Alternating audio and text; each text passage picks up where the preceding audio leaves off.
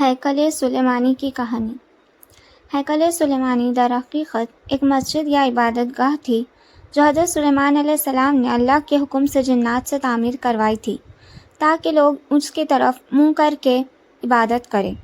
ہیکل سلیمانی کی تعمیر سے پہلے یہودیوں کے یہاں کسی بھی باقاعدہ ہیکل کا نہ کوئی وجود تھا نہ کوئی تصور۔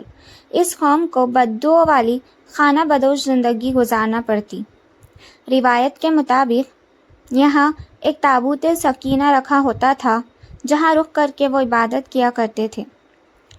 جس لکڑی سے یہ تیار کیا گیا تھا اسے شمشاد کہتے ہیں اور اسے جنت سے حضرت آدم علیہ السلام کے پاس بھیجا گیا تھا۔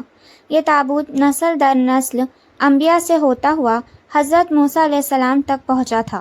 اس مقدس صندوق میں حضرت موسیٰ علیہ السلام کا عصا، منہ و سلویٰ اور دیگر انبیاء کی یادگار تھی۔ یہودی اس تابوت کی برکت سے ہر مصیبت پریشانی کا حل کر لیا کرتے تھے۔ مختلف اقوام کے ساتھ جنگوں کے دوران اس صندوق کو لشکر کے آگے رکھا کرتے، اس کی برکت سے دشمن پر فتح پایا کرتے تھے۔ جب حضرت داؤد علیہ السلام کو بادشاہت عطا ہوئی تو آپ نے اس کے لیے ایک باقاعدہ محل تعمیر کروایا۔ آپ نے ہیکل کی تعمیر کا ارادہ کیا اور اس کے لیے ایک جگہ کا تعین کیا۔ ماہرین نے آپ کو مشورہ دیا کہ اس ہیکل کی تعمیر آپ کے دور میں ناممکن ہے اور آپ اس کا ذمہ اپنے بیٹے حضرت سلیمان علیہ السلام کو دے دیجیے۔ چنانچہ حضرت سلیمان علیہ السلام نے اپنے دور حکومت کے 4 سال میں اس کی باقاعدہ تعمیر کا آغاز کیا۔ آج اس کی بناوٹ اور مضبوطی سے اندازہ کیا جاتا ہے کہ یہ تعمیر انسانوں کے بس کی بات نہیں تھی۔ اتنے بھاری اور بڑے پتھروں کو جنات کی طاقت سے چنا گیا تھا۔ ہیکل کی پہلی تعمیر کے دوران ہی حضرت سلیمان علیہ السلام اس دنیا سے رخصت ہو گئے، لیکن جنات کو پتہ نہ چل سکا اور انہوں نے ہیکل کی تعمیر کر دی۔ یہ حضرت سلیمان علیہ السلام کی روح اللہ نے دوران عبادت ہی قبض کر لی، لیکن اس کی ترکیب اس طرح بنی کہ آپ ایک لکڑی پر سر اور کمر رکھ کر عبادت میں مصروف ہو گئے اور اس لکڑی کے سہارے سے یوں لگتا تھا کہ آپ اب بھی عبادت کر رہے ہیں جبکہ آپ کا انتقال ہو چکا تھا۔ وقت گزرتا رہا۔ اس دوران بنی اسرائیل میں پیغمبر معبوس ہوتے رہے۔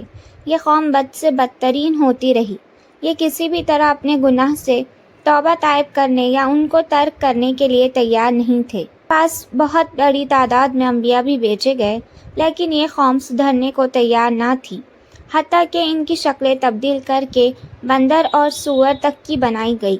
586 قبل مسیح میں بخت نصر نے ان کے ملک پر حملہ کیا، ان کے ہیکل کو تباہ و برباد کر دیا، وہاں سے تابوت سکینہ نکالا، 6 لاکھ کے قریب یہودیوں کو قتل کر دیا گیا، 2 لاکھ یہودیوں کو قید کیا اور اپنے ساتھ بابل یعنی عراق لے گیا، جہاں سے باہر یہودی غلاموں کی ایک بستی تعمیر کی جس کا نام تل ابیب رکھا گیا۔ 70 سال تک ہیکل صفحۂ ہستی سے مٹا رہا۔ دوسری طرف بخت نصر نے تابوت سکینہ کی شدید بے حرمتی کی اور اسے کہیں پھینک دیا۔ 539 قبل مسیح میں ایران کے بادشاہ سائرس نے حملہ کر دیا اور بابل کے ولی عہد کو شکست فاش دے کر بابلی سلطنت کا خاتمہ کر دیا۔ سائرس ایک نرم دل اور انصاف پسند حکمران تھا۔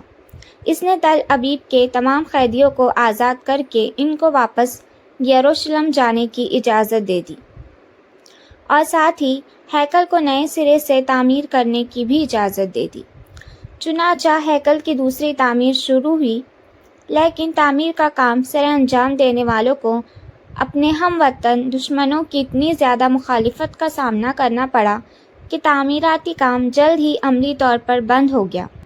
اس کی حکمرانی کے دوسرے سال میں حضرت زکریا علیہ السلام نے وہاں کے گورنر اور سردار کی حوصلہ افزائی کی اور ہیکل کی تعمیر ثانی کو دوبارہ شروع کیا گیا، لیکن اس بار اس میں تابوت سکینہ نہیں مل سکا۔ اس کے بارے میں آج تک معلوم نہیں ہو سکا کہ بخت نصر نے اس کا کیا کیا۔ کچھ لوگوں کا کہنا ہے کہ اس مقدس صندوق کی مزید توہین سے بچانے کے لیے اللہ پاک کے حکم سے کسی محفوظ مقام پر معجزانہ طور پر چھپا دیا گیا، جس کا کسی انسان کو علم نہیں ہے، لیکن یہودی اس کی تلاش میں پورے کرۂ ارض کو کھود ڈالنا چاہتے ہیں۔ کچھ عرصے بعد حضرت عیسیٰ علیہ السلام کا ظہور ہوا۔ اللہ کے اس رسول پر ایک بار پھر یہودیوں نے حسب معمول مظالم کے پہاڑ توڑنے شروع کر دیے۔ دراصل وہ اپنے مسیحا کے منتظر تھے جو دوبارہ آ کر ان کو پہلے جیسی شان و شوکت عطا کرتا۔ حضرت عیسیٰ علیہ السلام کے مصلوب ہونے کا واقعہ پیش آیا۔ آپ کے مصلوب ہونے کے 70 سال بعد ایک بار پھر یہودیوں پر اللہ کا عذاب نازل ہوا۔ اس بار اس عذاب کا نام ٹائٹس تھا۔ یہ رومی جنریل بابل کے بادشاہ بخت نصر سے بھی زیادہ ظالم ثابت ہوا۔ اس نے لاکھوں یہودیوں کو تہہ تیغ کر دیا اور ہیکل کی اینٹ سے اینٹ بجا دی اور یہودیوں کو ہمیشہ کے لیے یروشلم سے نکال پھینکا۔ یہودی پوری دنیا میں بکھر گئے اور رسوا ہو کر رہ گئے۔ کم و بیش 1800-1900 سال تک بھٹکنے کے بعد برطانیہ نے جب فلسطین پر قبضہ کیا تو ساتھ ہی ایک ناجائز بچے اسرائیل کو فلسطین میں جنم دیا، اور یوں صدیوں سے دھکے کھانے والی قوم کو ایک بار پھر اس ملک اسرائیل میں اکٹھے ہونے کی اجازت مل گئی۔ لیکن یہ قوم اپنی ہزاروں سال پرانی گندی فطرت سے باز نہ آئی۔ یہ برطانیہ کے جنم دیے ہوئے اسرائیل تک محدود نہ رہے، ایک بار پھر ہمسایہ ممالک کے لیے اپنی فطرت سے مجبور ہو کر مصیبت بننے لگے، جس کی وجہ سے اللہ نے ان پر لعنت کر دی تھی۔ مسلمان ممالک کی بے غیرتی اور بزدلی کی وجہ سے اب اس نے پورے دنیا کے مسلمان ممالک میں آگ لگا کر رکھ دی ہے۔ اب ان کا اگلا مشن جلد از جلد اس ہیکل کی تعمیر ہے اور اس ہیکل میں تخت داؤد اور تابوت سکینہ کو دوبارہ رکھنا ہے، تاکہ ایک بار پھر یہ اپنے مسیحا کے آنے پر پوری دنیا پر اپنی حکومت قائم کر سکے۔ وہ یہ کام انتہائی تیز رفتاری سے کر رہے ہیں، لیکن مسلم اقوام کو کوئی پرواہ نہیں ہے۔ آپ اندازہ کیجئے، یہودیوں کو جس بستی تل ابیب میں بخت نصر نے قیدی بنا کر رکھا تھا، وہ اس کو آج تک نہیں بھولے۔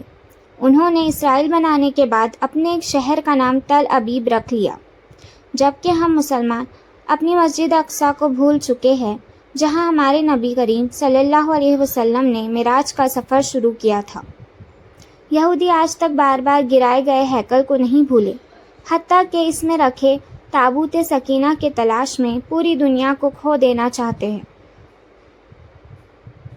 جبکہ ہم کو یہ بھی یاد نہیں کہ عراق میں کتنے انبیاء اولیاء کے مزارات پچھلے کچھ عرصے میں بم لگا کر شہید کر دیے گئے ہیں۔